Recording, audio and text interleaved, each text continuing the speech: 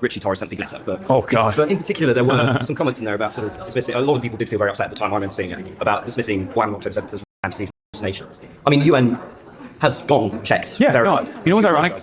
You want to know what's ironic about that? Yeah. So that was a 17-second clip that Richie Torres got from a group of people that are like, you know, trying to. Oh.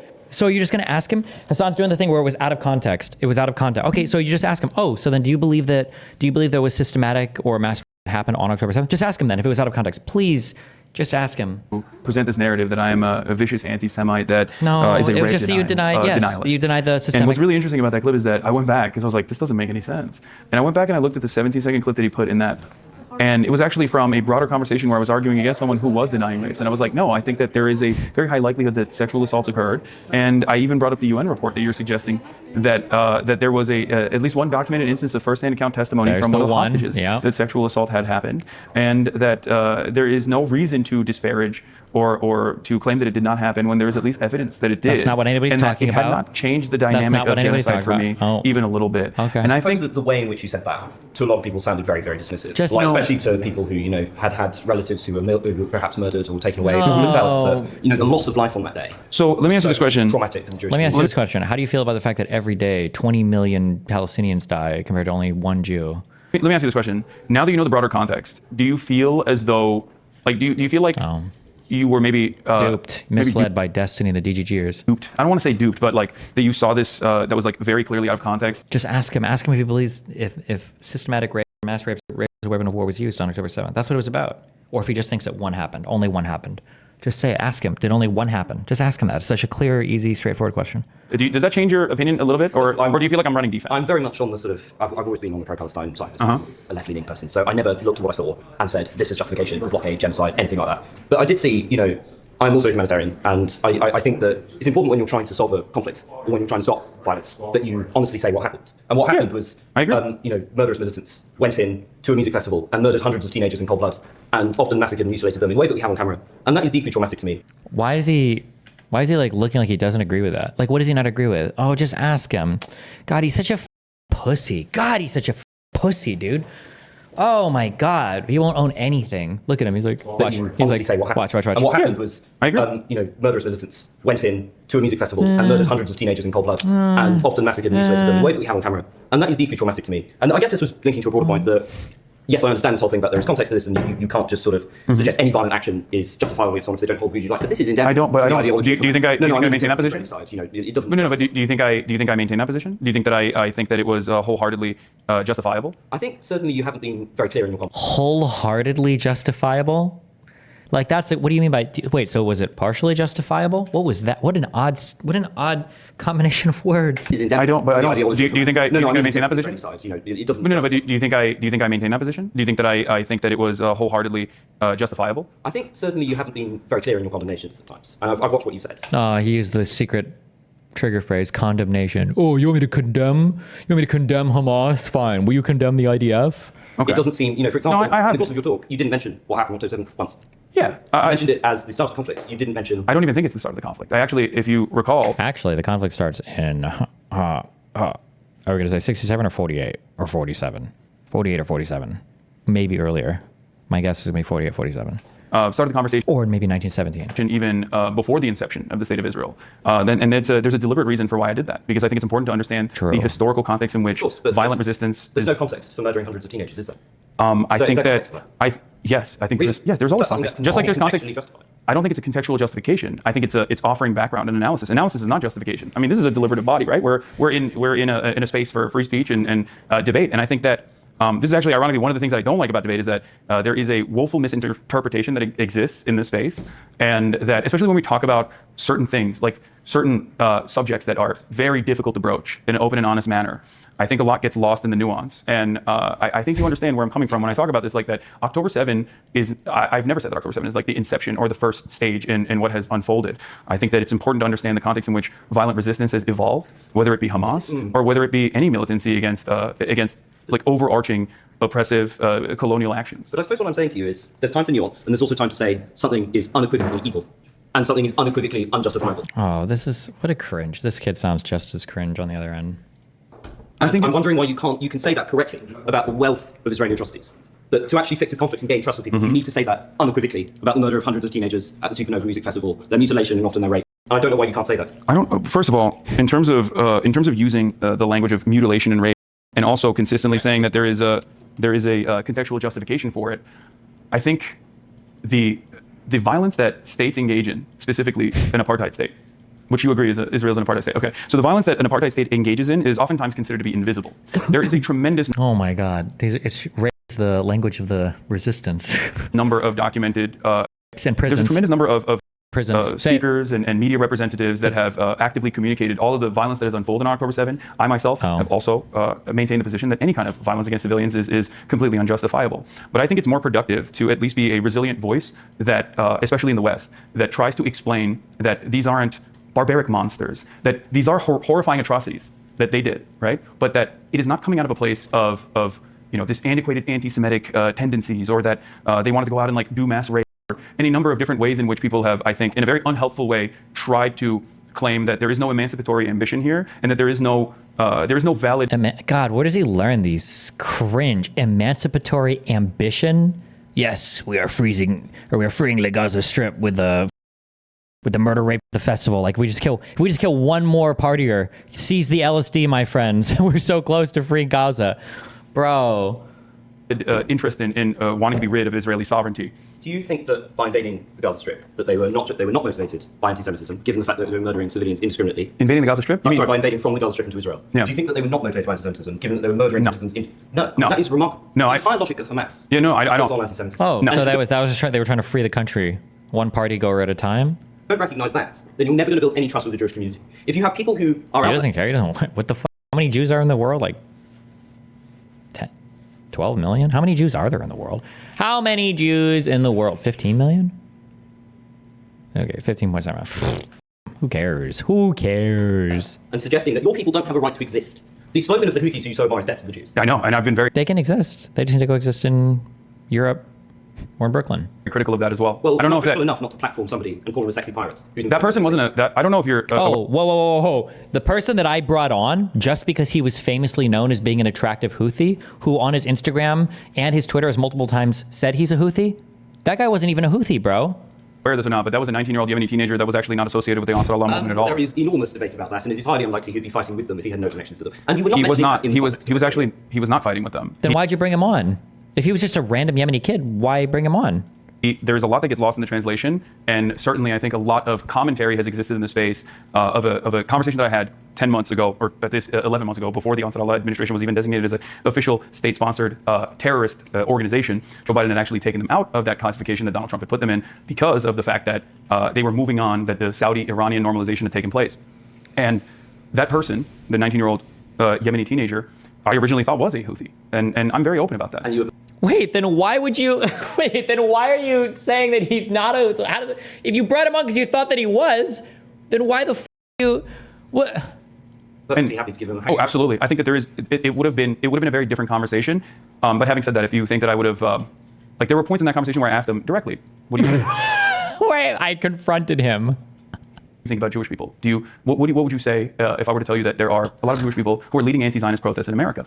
And his answer was very clear. And this is a person that has. Yes, he does indeed think it's cool when there are Jews in the U.S. that shit on Israel. Okay, and there are Arabs.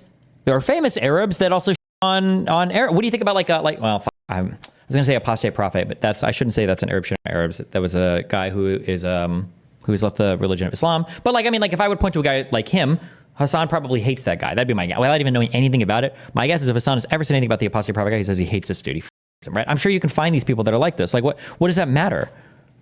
And they said, "Oh, I don't hate Palestinians." You would critically engage and examine that, but you do not critically engage and examine with this individual. And instead, you because an IDF soldier in many circumstances is living in similar conditions to someone like myself. So I treat.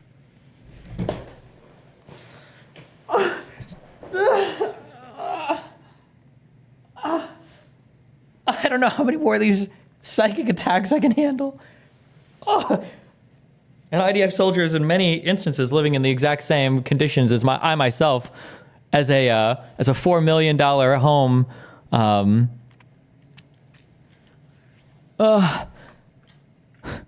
Why would you say that? Why would you say that?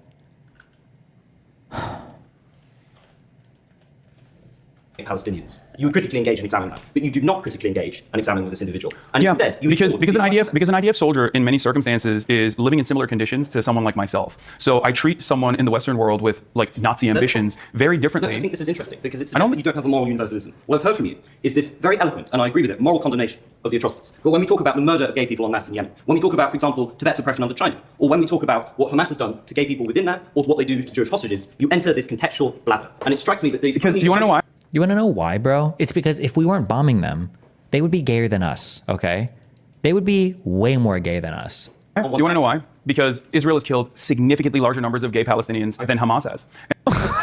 What is the source on that? How could you even, holy what the what the I feel like every time Hasan opens his mouth, it's just a new meme, dude.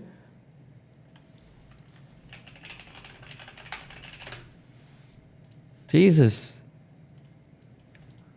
And that is precisely why I think it's a universally unproductive conversation. Hamas what Hamas has done to gay people within that, or what they do to Jewish hostages, you enter this contextual blather. And it strikes me that these... Because you want to know why? You want to know why? Because Israel has killed significantly larger numbers of gay Palestinians than Hamas has. And that is precisely why I think it's a universally unproductive conversation to... Like, how can you just so confidently say just like the most bizarro things?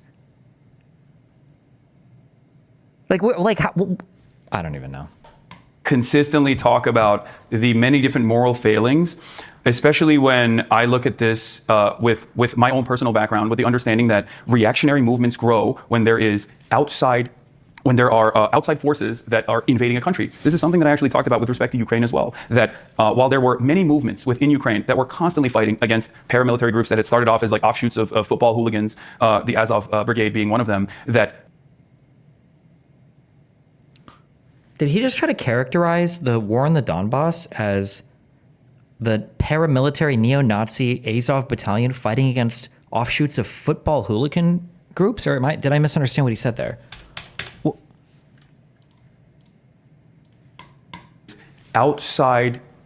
When there are outside forces that are invading a country. This is something that I actually talked about with respect to Ukraine as well, that while there were many movements within Ukraine that were constantly fighting against paramilitary groups that had started off as like offshoots of football hooligans, the Azov Brigade being one of them. Okay, no, he's saying there are other groups fighting against...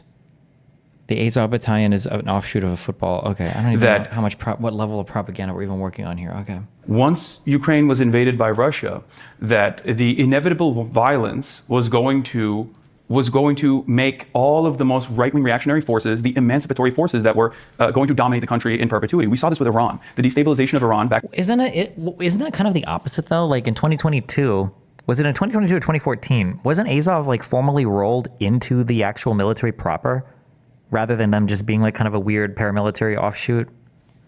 Is this considered code switching? Yeah, well, I wouldn't consider it code switching. I would consider it mask on. Hasan is very much like the Nazis who would do like the wearing a suit showing up. He's basically like, he's the Richard Spencer, or what Richard Spencer used to be or whatever now, of like the commies and tankies or whatever. He'll show up like very mask on to these events and kind of present himself as like, oh, I'm like your uncle's liberal, you know? I just want healthcare and justice, bro. When in reality, he's like an authoritarian, you know, fasci adjacent cringe lord. Backed by the CIA, caused the Ayatollah tree in perpetuity. We saw this with Iran. The destabilization of Iran, backed by the CIA, caused the Ayatollah to overtake the country. Because in most circumstances, when Western forces or an outside force is coming into your country, you don't care about who is actually fighting back. You just want the pain to stop. You want the violence to end. And I examine this across the board in the exact same vein. When a larger, more powerful country meddles in the affairs of a smaller country. I like how he's saying, like, I did a cross-historical analysis. I analyzed this across multiple countries. What, little bro, you mean you read 4 tweets doing this? What are you talking about? Dude, I get cringe. I think like 99% of the time, even I'll say like, oh, I think I read a paper. And by paper, I mean like, I'm pretty sure I read the abstract of a thing. I don't know if it was actually a published paper, it was an MBE or a working paper. And like, but Hasan out here would be like, so I did a cross-sectional analysis through all of history. Really? Where? You stream like 280 hours a month. When did you do this? What free time did you engage in this analysis? I examine this across the board in the exact same vein. When a larger, more powerful country meddles in the affairs of a smaller country, no matter how big or small, yeah, Iran, exactly. Iran is a perfect example of this. I think that the Iranian destabilization and the implementation of the Shah regime is quite literally the reason why the Ayatollahs were able to gain momentum. Intervention of Iran in the other powers, but in terms of the broader problem with that, But do you understand where I'm coming from? Because there is universality there, and I think the universality is hard to grasp, especially if you've grown up in the United Kingdom or if you've grown up in America. It's very difficult for people in the Western world to shed themselves of Western chauvinist frameworks and engage in. And I'm not saying you're doing this, but engage in what I have seen as pinkwashing by consistently talking about the internal dynamics of any kind of resistance group. When in fact we do not make those considerations for many of our allies, and it's not even something that is remotely brought up in this conversation as far as like universality goes. I've never heard anybody go, we got to stop giving Saudi Arabia weapons because of the horrifying treatment of gay people. You've never heard people criticize within the United States because of their treatment of women or gay? Wait, what? What country do you live in? How could you just say that? How could you just say that? Wait, what?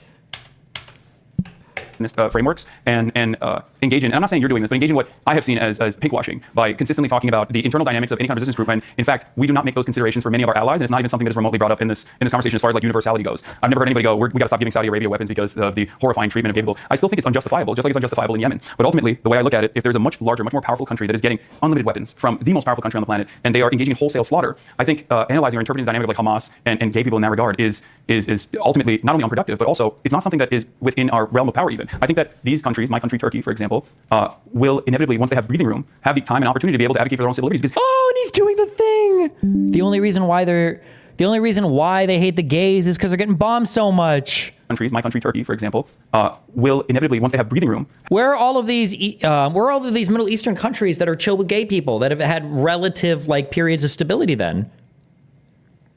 Like, what are all the major wars that Egypt or I guess like Jordan has fought since 73? Like, are they like